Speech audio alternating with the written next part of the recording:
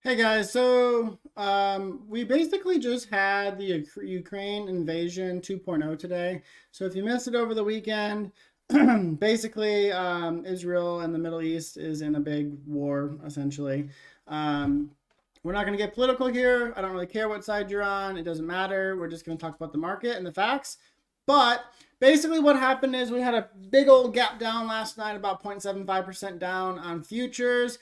However, despite all the weakness that we showed this morning, we actually had basically a squeeze part two today. So basically what we did here, so we're going to zoom out. So we have our bigger red bear channel still. We are pretty much officially out of this downward channel. There was a chance we were holding it until about midday today, but this is officially broken here.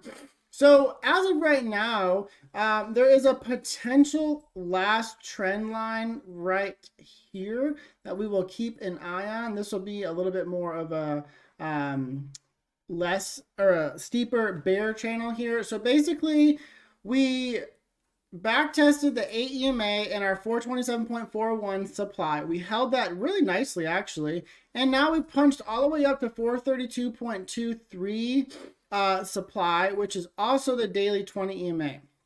For me here, in order to be bullish, I ideally would like to see us close over the 50 EMA, which is at 437.22. If we close over that, then I'm looking for this middle of the 440s here. However, there is a real possibility here, we could double top off the 20 EMA and come right back down to this 427.41 supply. But for the most part here, and I was on Friday, the news with the war kind of had me a little on edge maybe, but I really remain pretty much overall bullish for the rest of the week.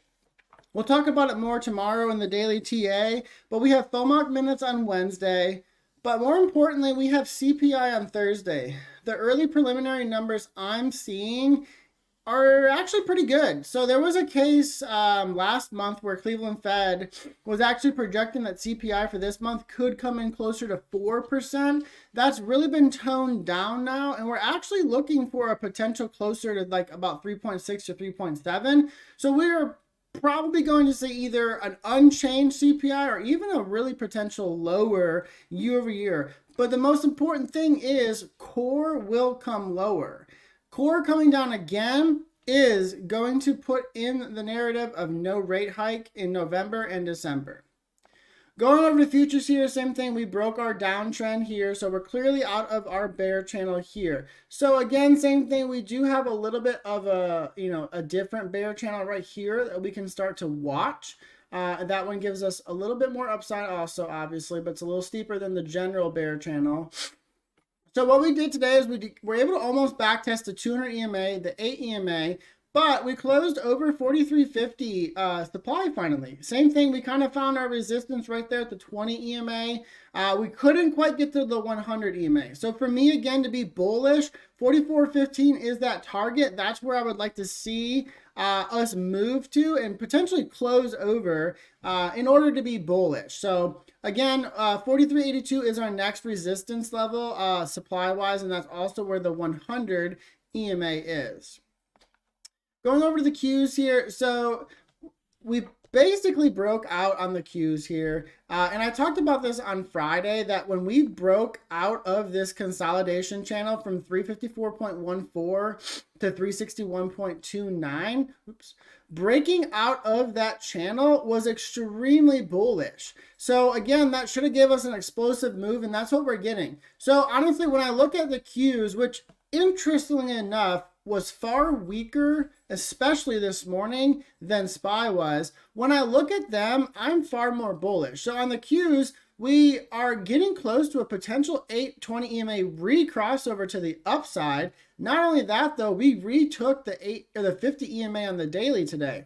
That's really bullish. So our upside target here, if we don't immediately lose the 50 EMA tomorrow, is going to be the 371.9 to 372.71. We should start to look for that into the end of the week, potentially as early as Wednesday. It could definitely happen tomorrow too. That would be a really big day though, much like this day right here. That was a big almost $10 day there. So It's about a $6 move up, $5 to $6 move up, but it's very possible that we could get there. But that's my upside target right now. Same thing though, we're in the overall bear channel still. So, you know, let's say, look at here's Thursday. Thursday could touch 374.65.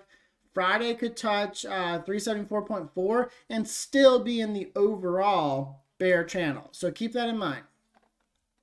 So going over to the VIX today, we actually are seeing that the VIX had a really big opening. We were up about 9%. That's what I was saying was looking really good for the downside, that we were going to see that continuation to the downside. However, the VIX basically just unwound all day long. I do find it really impressive that it continues to hold this bull channel though. So again, really until we get under 16.88 and 17.28, I really struggle to be too long-term bullish, but at this point I'm really struggling to see a bearish narrative as we close in on breaking this channel. So tomorrow, basically for the bears, they gotta push this VIX back towards the 19 area, and they gotta defend this channel. If they do that and they can pull out a daily double top off of the 20 EMA, there's a real possibility by, you know, into CPI, we could see that those lows from Friday retested. However, I really do, again, like I said, have a bullish bias going in into the end of the week here with FOMOC minutes and CPI. So today the bond market was closed, so it's kind of a weird thing. Today was Columbus Day, so it's technically a federal holiday, so banks are closed, but the bond markets were closed too. So, however, we have obviously the stock market open. Not generally do we ever have that happen. It's very rare. I think there's only like 2 times total a year that happens. So looking at that here, the 10-year futures was down about 3.5% today. But we will have to see what the actual bond market wants to do tomorrow. So if that bond market immediately spikes back up tomorrow, back towards 5% area, then we're going to probably see the markets get slammed pretty hard overnight. That market should open at 6 o'clock tonight. So I'm going to be really watching overnight tonight, kind of what futures do. I'm going to be really curious, honestly, more than anything, just to see how they move and what kind of what volatility comes with the 10 years. So oil was up a ton today. Dollar basically was super flat. So definitely curious to see where the market goes tomorrow.